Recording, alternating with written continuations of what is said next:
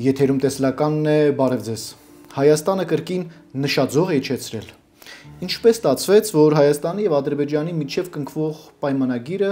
դարձավ համաձայնագիր։ Միթե Հայաստանը հայտնվել է փակուղում, իսկ Ադրբեջանը վերածվել է Իսրայելի խամաճիկի։ Այսպիսով ինչ է սպասվում, նոր պատերազմ, թե նոր փոփոխություններ Հայաստանում։ Այս եւ այլ կարևոր հարցերի մասին այսօր խոսելու եմ պատմական գիտությունների թեկնածու ադրբեջանագետ Գրիգորի Այվազյանի հետ։ Մնացեք մեզ հետ, նա հետաքրքիր ասելիքով է եկել։ Միջև ադրբեջանական նացիզմի ողնաշարը չջախջախվեց, աման լացի թուրքին մաման։ Վերջնական ճակատագիրը Հայաստանի նրան գծում են Հայաստանը կրկին նշաձող է իջեցրել։ Զուգարանի թղթի կտոր է դա։ Եվ այդ վտանգը, որ գալիս է հայկական հողերում, ինչու թուրքը պետք է իրավունք ունենա երկու պետություն ունենալ, Թուրքիա ու Ադրբեջան։ Մեր հողերի վրա է ստեղծված այդ պետություն, երկուսն է։ Իրանի նախագահը զգուշացրել է Ալիևին, թե ոչ։ Նավթադոլարներով զղկթվում են նրանց խիղճի վրա, մենք պետք է հույս ունենանք։ Մենք պետք է մեր զենքի, մեր ազգային միասնականության վրա հույս ունենանք։ Եթե ոչ, ապա կորած ենք։ Հեյդար Ալիևը պատերազմից թռած է։ Դպրոցները, համալսարանները ներծծված են ֆաշիզմով եւ ատելությամբ հայերի հանդեպ։ Պարում է մի երկրի դրոշի վրա, որը չճանաչում, չկա տենց պետություն։ Բայց վերցրեց ոտքերի տակ դրեց։ Չհասկացա, այ մարդասպան գլխակերներ, ձեզնից ներողություն պիտի խնդրենք։ Մեր երկրի լուսապայծառ ապագան դեռ առջևում է։ Բարև ձեզ, պարոն Այվազյան։ Բարև ձեզ։ Շատ շնորհակալ եմ, որ այսօր այստեղ եք։ Շնորհակալություն հրավերի համար։ Պարոն Այվազյան, միանգամից ուզում եմ սկսել այս կարևոր իրադարձությունով։ Ադրբեջանն ու Իրանը Արցախում, որը ժամանակավորապես գտնվում է Ադրբեջանի տարածքում, համատեղ զորավարժություններ են սկսել։ Սա ինչ հաղորդագրություն է հայերիս համար եւ ինչու են հենց հիմա սկսել եւ ինչու հենց հայկական հողերում Արցախում։ Դե մենք պետք է հասկանանք, որ դա գաղտնիք չէ, Պարսկաստանի դիրքորոշումը միշտ այդ ժամանակահատվածում տենց էլ չի մեր սիրուն աչքերի համար, նրանք չեզոքություն են պահպանել համեմատաբար այդ տարիների ընթացքում սեփական շահերից ելնելով, սակայն չգնահատեցին իրենց իսկ երկրի համար, անվտանգության համար Արցախի ժամանակավորապես օկուպացումը թուրք-ադրբեջանական տանդեմի կողմից։ Պարզից էլ պարզ է, որ Պարսկաստանը մեզ որպես խորքային դաշնակից չի ընկալել, ուղղակի իրենց շահերից է բխում այն մասով, որ մենք գիտենք, որ Պարսկաստանում եւ մասնավորապես Պարսկաստանի հյուսիսում թրքաբնակ շրջաններ կան, Ատրապատականը եւ այլն։ Եվ նաև դրանից ելնելով նրանք հասկանում են մշտապես զգում են փանթուրքիզմի դամոկլյան սուրը իրենց պետականության գոյության գլխավերևում, վտանգը գալիս է ինչպես Թուրքիայի կողմից, այդպես էլ ֆաշիստական Ադրբեջանի կողմից իրանական պետության գոյության համար։ Իրենց սիրահաղերը Ադրբեջանի հետ երբեք էլ չեն դադարել եւ իզուր են հույսեր փայփայում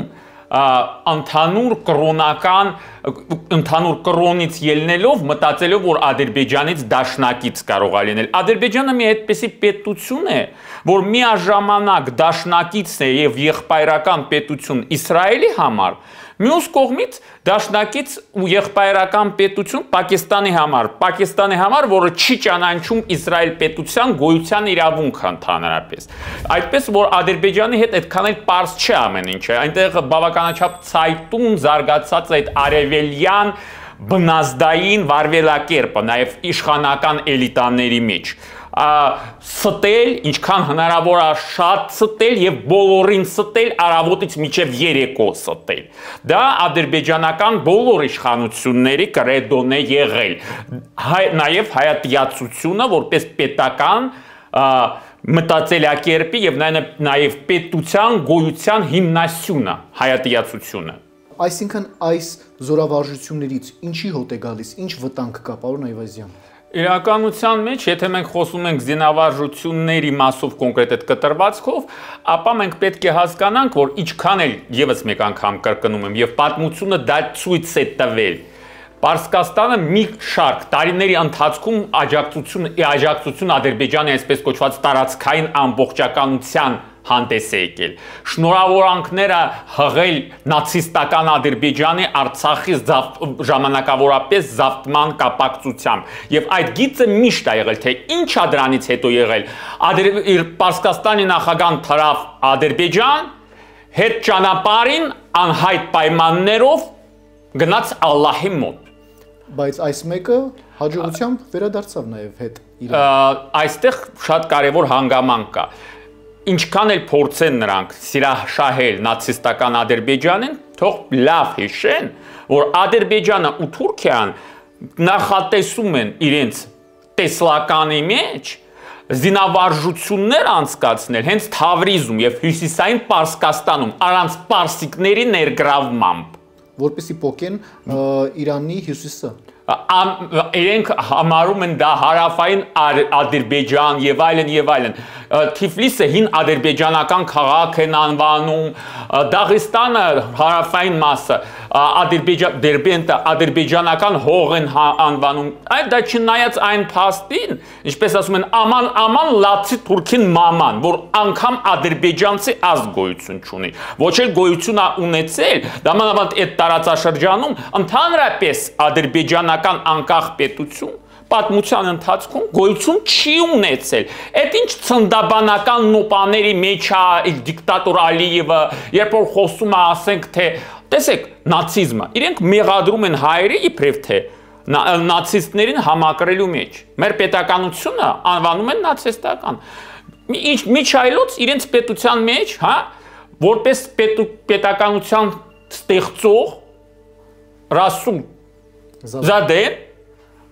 նաև Վերմախտի ադրբեջանական լեգիոնի ստեղծողն էր։ Ամենադաժան նացիստական սպասավորները հենց ադրբեջանցի թուրքերը եւ նրանց վտարանդիները, որոնց հերոսացում են Ադրբեջանում։ Ադրբեջանի սահմանադրության մեջ ուղղակի տարածքային պահանջ կա Հայաստանի Հանրապետության հանդեպ։ Ուղղակի երբ որ նրանք հռչակում են իրենց այսպես կոչված առաջին ադրբեջանական հանրապետության իրավահաջորդ, կարող ենք երկար իհարկե խոսել, որ դա հիմք չկա, որ պետությունը ճանաչված չէր, սահմանները ապօրինի էին եւ այլն, բայց կարևորը ինչպես են նրանք տեսնում իրենց պետությունը։ Իսկ իրենք տեսնում են հետեւյալ կերպ. Հայաստանը առավելագույն որպես թուրք-ադրբեջանական վիլայատ, նաեւ առավելագույնս ըստ Բաթումի եւ Ալեքսանդրապոլի պայմանագրի համար երկրորդ վերստեղծում են տեսնում, այսինքն ամենաշատը 10,000 քառակուսի կիլոմետր թուրք-ադրբեջանական տանդեմի ներսում,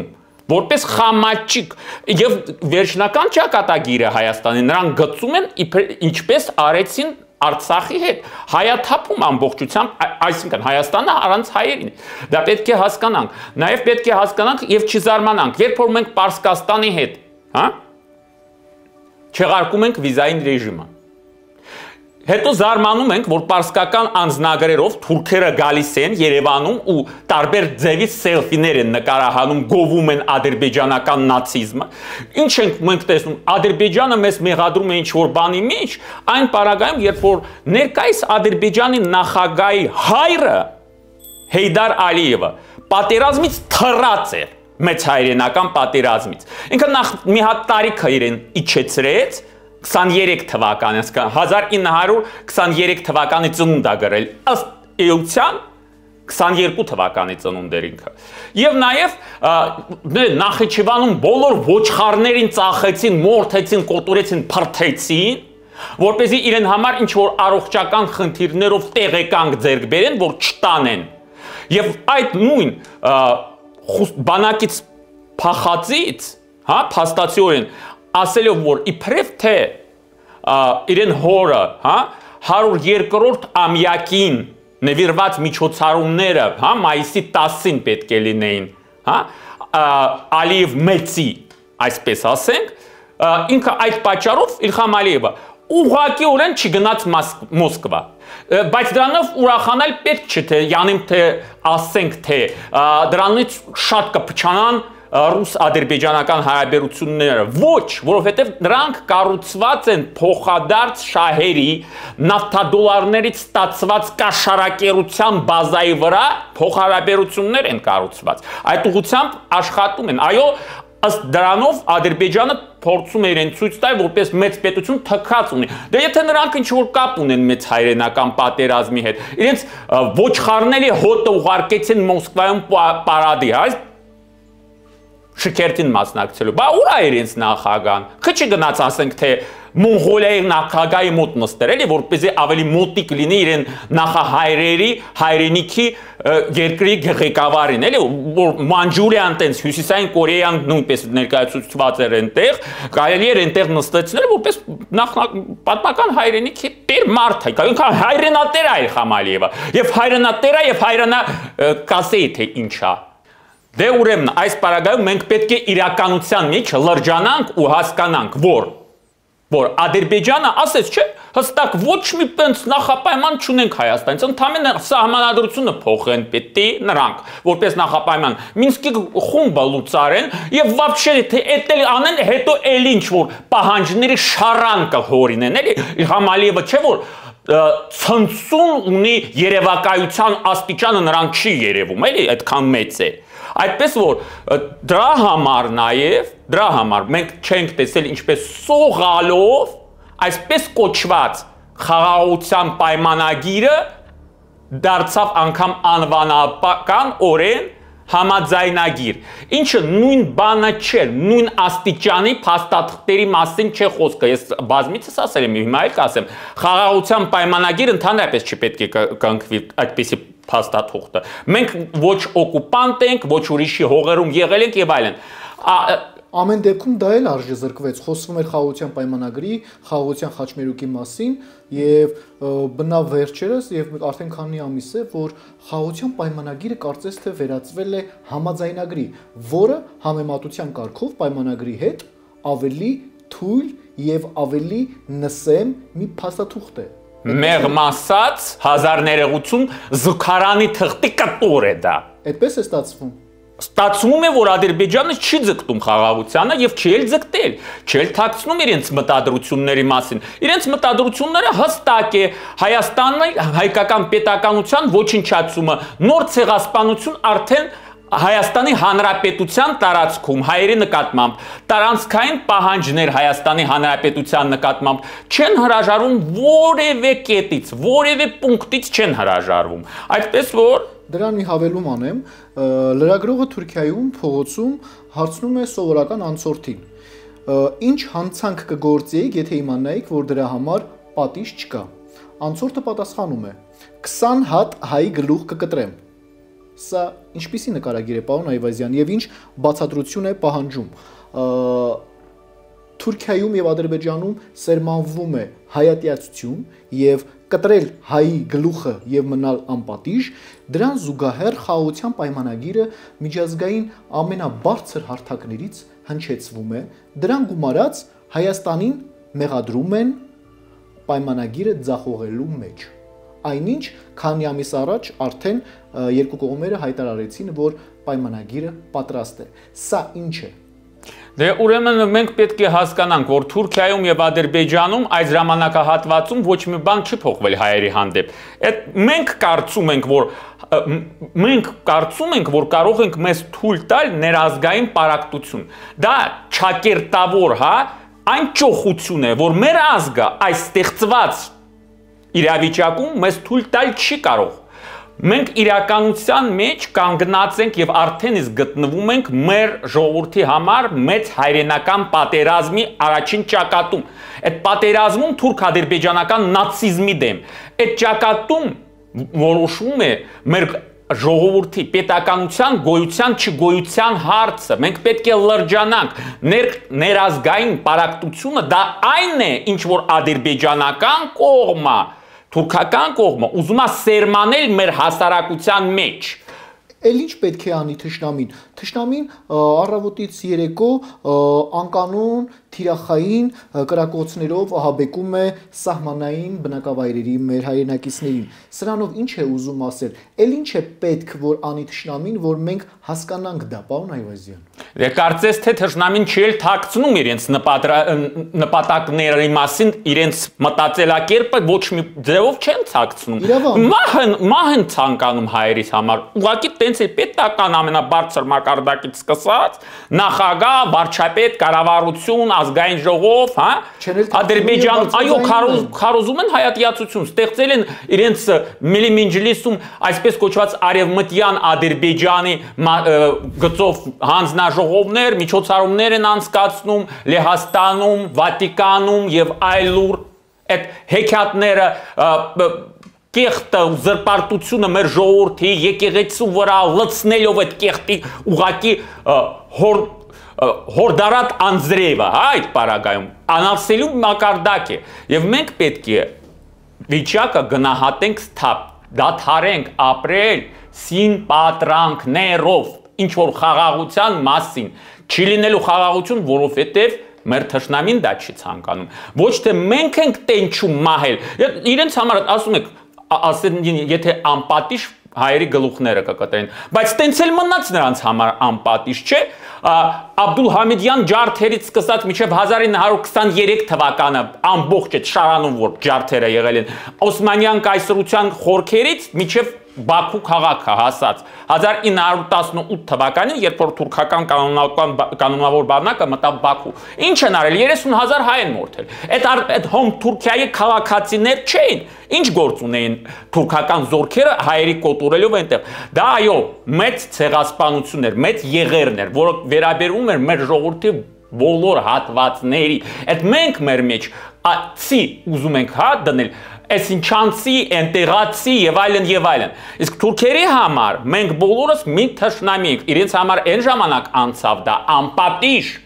մոտ 2 միլիոն հայերին մորթելը անպատիժ ժամանացել իրենց համար։ Նրանք կրկնել են նույնությամբ համարյա այդ պատմությունը 1988-ից 92 թվականին նախկին ադրբեջանական ԽՍՀ տարածքում կոտորելով հայերին, Սումգայիթ, Բաքու, Կիրովաբադ, Կոլցո օպերացիան, հայ դեպորտացիան իրենց նախնիների հայրենիքից։ Նույն ագրեսիաների մի քանի ալիքը անցկացրել են 2016 թվականին հարձակվել են հայկական կողմի վրա։ Դա շարունակել են 20 թվականին, հա? Շարունակել են 23 թվականին։ 2023 թվականին միջև չհասան դրան, որ ժամանակավորապես օկուպացրել են ողջ Արցախը եւ հայաթափել են, ոչնչացնում են մեծ հայրենական պատերազմի հերոսների հուշարձանները, մեր եկեղեցիները ոչնչացնում են, պղծում են գերեզմանատները, մենք ում հետ ենք բանակցում ընդհանրապես։ Կարող է այդքան ցնդաբանության մեջ ընկած ենք, որ չեն գիտակցում, որ մեր դիմացը անհողոք թշնամի է, մանուկից, հա, միջև խործերուկ Ադրբեջանում մեր բոլորին մահն են տենչում։ Նրանց մեջ մարդկանց տեսնել, հա, եթե նրանց քարոզչությունը, պատմությունը, դպրոցները, համալսարանները ներծծված են ֆաշիզմով եւ ատելությամբ հայերի հանդեպ։ Ում հետ։ Դրա մասին խոսում եք դուք, որ ձեր կյանքի բավականին երկար տարիներ անցկացրել եք Բաքվում, այդպես է։ Դա մասին խոսում եմ ես, որպեսզի այն մարդ, որ բացի դրանից, որ մասնագիտորեն այդ հարցով զբաղվում էր, ապրում է ավելի քան 30 տարիների դրանով, որովհետև երբ որ ցեղասպանությունը սկսվեց, ձեր խոնարհծարան այն եզակի մարդկանցից էր, որ տեսել է այդ ցեղասպանությունը ոչ միայն դրսից, այլ հենց ներսից գտնվելով թշնամական, ֆաշիստական ռեժիմի վերահսկվող տարածքներում գտնվելով, այդպես որ հավատացեք, թուրքը ինչպես թուրք նացիստը, ինչպես շունը, կարող ես փորձել ընկերություն անել, բայց փայտը կամ էլ զենքը ձերքից չպետք է մի վարքյան բաց թողնես, իմանալով որ դիմացինը գտնվողը դա գազան է, որի համար խորթ է համամարտկային ցանկացած մի բանը մարդ սպանել է հերոսություն է ուրիշի հողերը ձավտել է հերոսություն է իրենց համար մեր հայկական հողերում ինչու թուրքը պետք է իրավունք ունենա երկու պետություն ունենալ Թուրքիա ու Ադրբեջան մեր հողերի վրա է ստեղծված այդ պետություն երկուսն են ինչու ինչ իրավունքով թուրքերը մեր պետության կամ էլ խոսելով պարսիկների մասին պետք է հիշենք նաև որ մեծագույն ցավը հա մեր ժողովրդին վերցնենք մեծ սուրգունը, հա? Երբ որ Պարսկաստանը Թուրքիայի հետ, Օսմանյան կայսրության հետ պատերազմների ընթացքում ըստ էության արևելյան Հայաստանի նշանակալի տարածքները հայաթափեցին, քշելով հայերին Պարսկաստանի խորքերը ճանապարհին շատերը զոհվեցին ու այդ տարածքներում բնակեցրել են թուրքախոս ցեղերի, շիա թուրքախոս ցեղերի։ Թուրքիան, երբ որ մաքրում էր ոչնչացնում էր հայերին արևմտյան Հայաստանում իրեն համար ավելի հոգեհարազատ հա սուննի քրդերով էր բնակեցնում այդ տարածքները ահա մենք տեսնում ենք պատկեր մեր ազգագրական պատկերը ինչու է փոխվել ինչու օրինակի համար տոպոնիմներ տեղանուններ կան ինչ որ շան լեզվով տված մեր երկրում միջև օրս շան լեզվով տված տոպոնիմներ կան թուրքական Ինչու չեն փոխում 30 տարիների ընթացքում։ Այս ինչ մի մոդա է, որ ամեն մի թլփատված շուննացիստը պիտի ասի, որ դա տեսեք ադրբեջանական հողեր են, հիմա ինչքան վայրահաչում են, որ ադրբեջանական ազգանուններ, բայց չեն ասում, սև գրող ու ցավ ձեզի։ Դուք երբ եք ազգանուններ, անուններ ունեցել, որ հիմա էլ ասում եք հայերը ձեր ազգանուն, իրենց անունների բան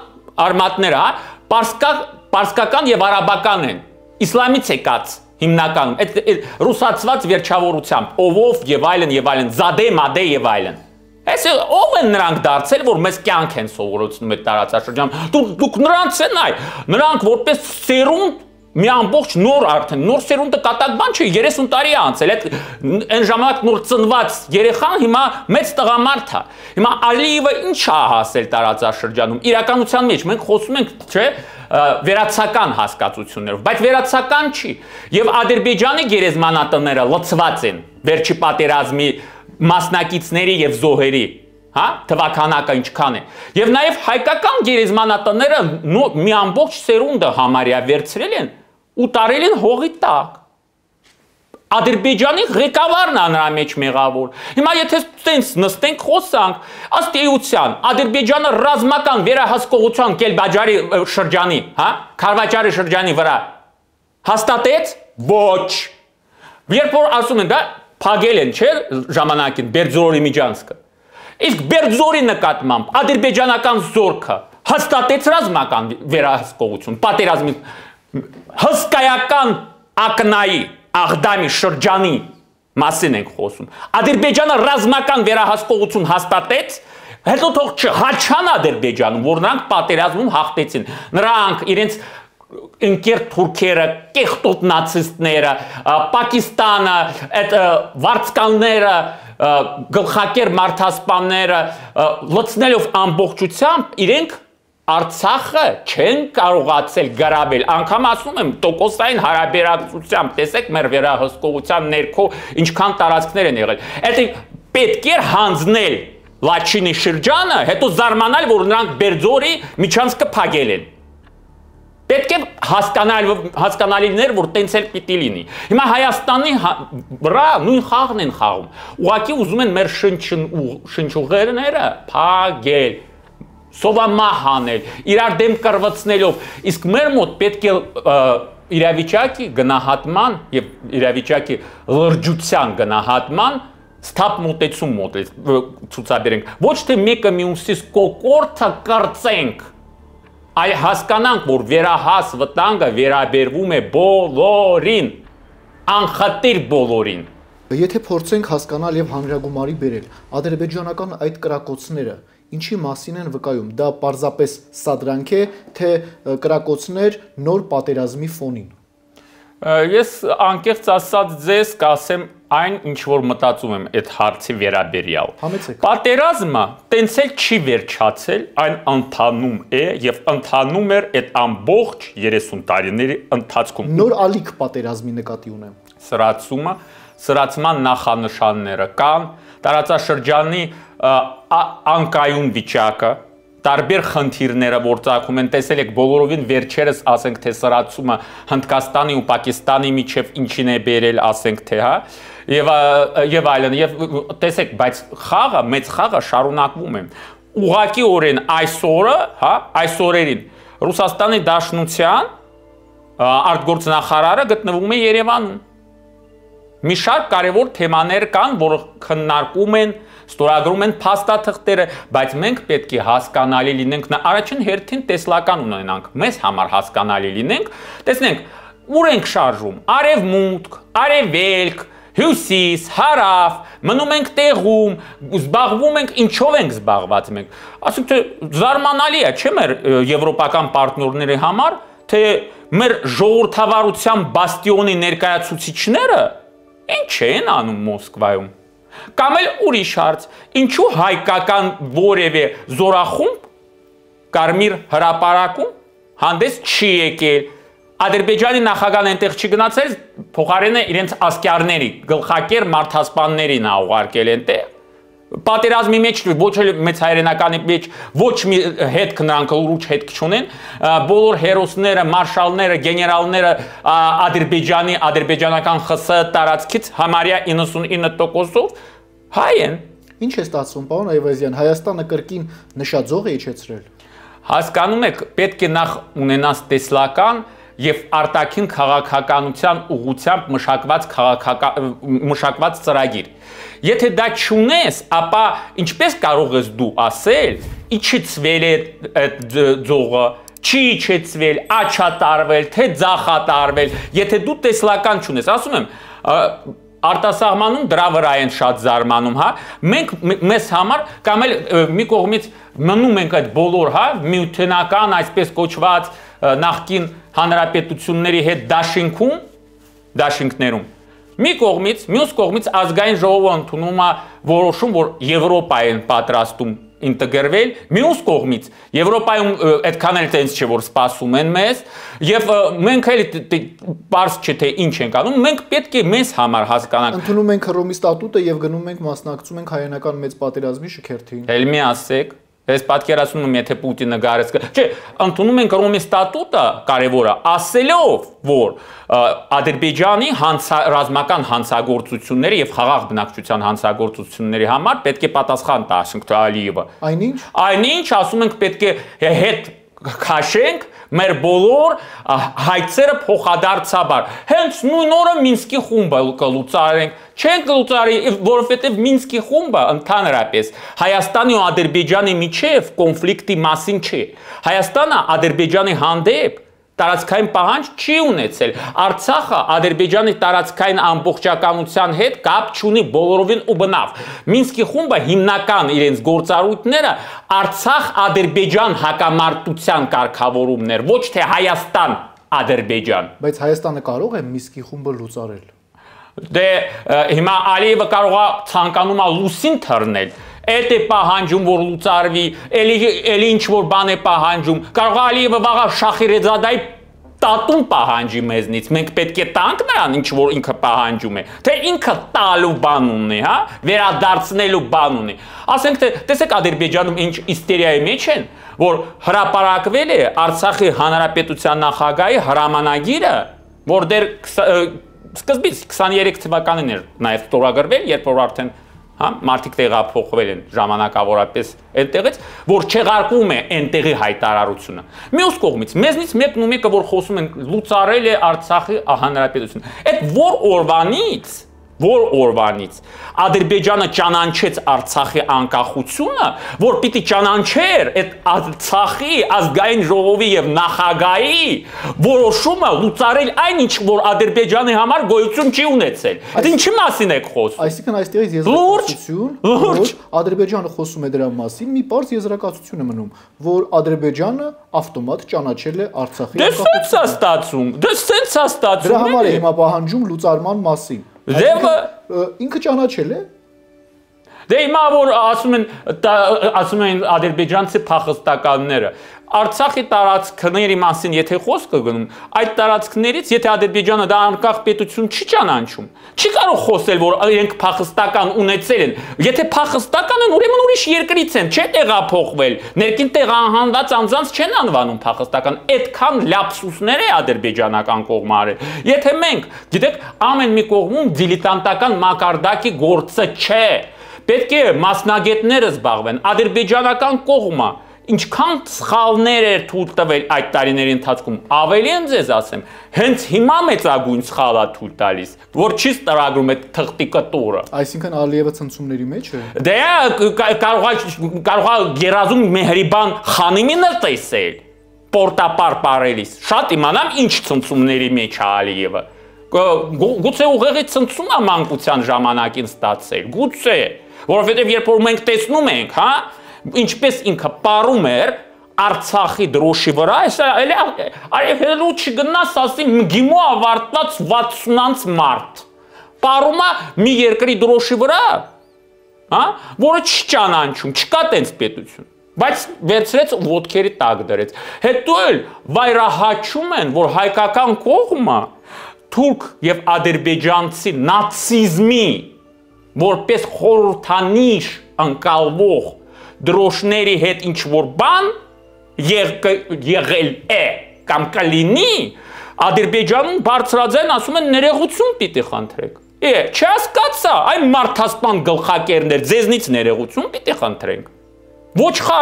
Ոչխարների պատկերացնում եք, աշխարհում գոյություն ունի ամենադաժան կենդանի։ Դա գազազած ոչխարն է։ Ադրբեջանական նացիզմի հետ մենք նույն այս բանի հետ գործ ունենք։ Գազազած ոչխարների ոհմակ։ Չէ, ես չեմ սխալվել, հենց բառը ոհմակ եմ օգտագործել, որովհետև իրենք իրենց ոհմակ են համարում, գայլերի ոհմակ։ Իրականության մեջ գազազած նացիստ ոչխարների հոտ է դա, ընդամենը, բայց մենք պետք է հիշենք, որ գազազած ցանկացած կենդանին, այդ թվում ոչխարը, ասենք թե ավանակը, էշը, կարող է բավականաչափ վտանգավոր լինել եւ այդ վտանգը որ գալիս է այդ նացիստ կենթանուց այս պարագայում ես կարծում եմ հայկական կողմը հանգիստ չի կարող քնել միջև ադրբեջանական նացիզմի ողնաշարը չջախջախվեց, միջև ադրբեջանական նացիզմը չոչնչացվեց այդ տարածաշրջանում, ոչ մի հայ հանգիստ աչք կպցնել չի կարող։ Մենք պետք է դա հասկանանք, Ադրբեջանը էգզիստենցիալ թշնամի է, ադրբեջանական նացիզմը, մեր ժողովրդի եւ ողջ քաղաքակիրթ մարդկության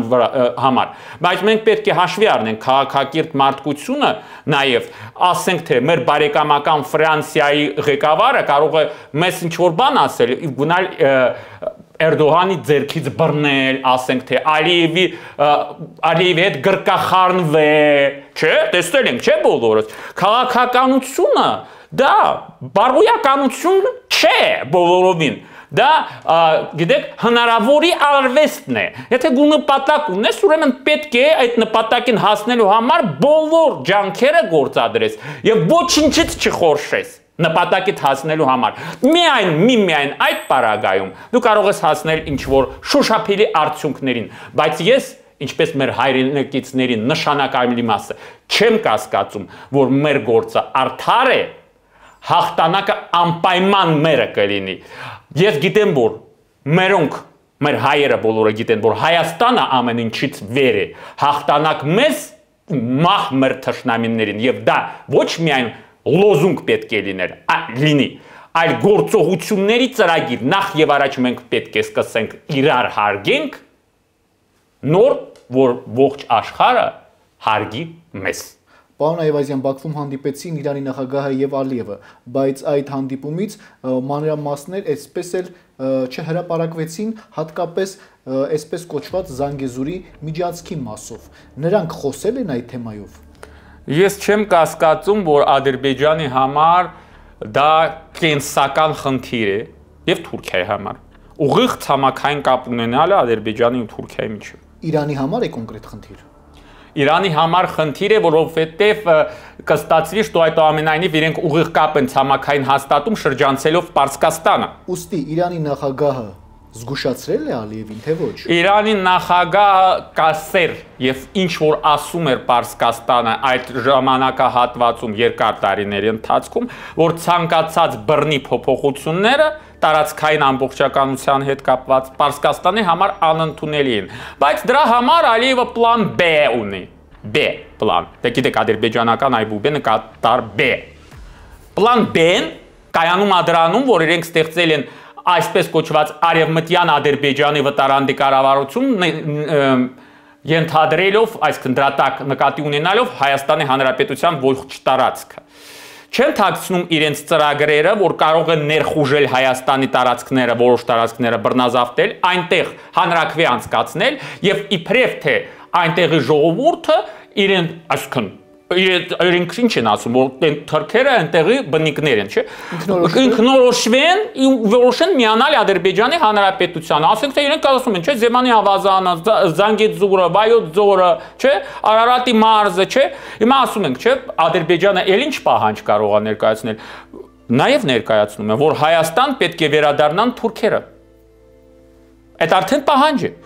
Իրանք ինչ-որ, չգիտեմ, հիշողության հետ խնդիրներ ունեն Ադրբեջանը հայության իրավունքների մասով, Արցախահայության անկախ Արցախի բնակչության, հա, անվտանգության, միջազգային անվտանգության երաշխիքների ներքո սեփական հայրենիքում ապրելու, վերադառնալու, վերահաստատվելու իրավունքի մասին նրանք մոռանում են, բայց խոսում են, ինչ-որ ադրբեջանցիների մասին, դե հորինված ինչ-որ միֆ է, Հայաստանից ադրբեջանցիների, նրանց իրավունքների եւ այլն մասին։ Այստեղ տեսեք ինչքան թափանցիկ է ծրագիրը։ Զավթել տարածք, մի երկու մարդ բերել, ասել հանրաքվե միացավ, stop, goodbye տարածքային ամբողջականություն։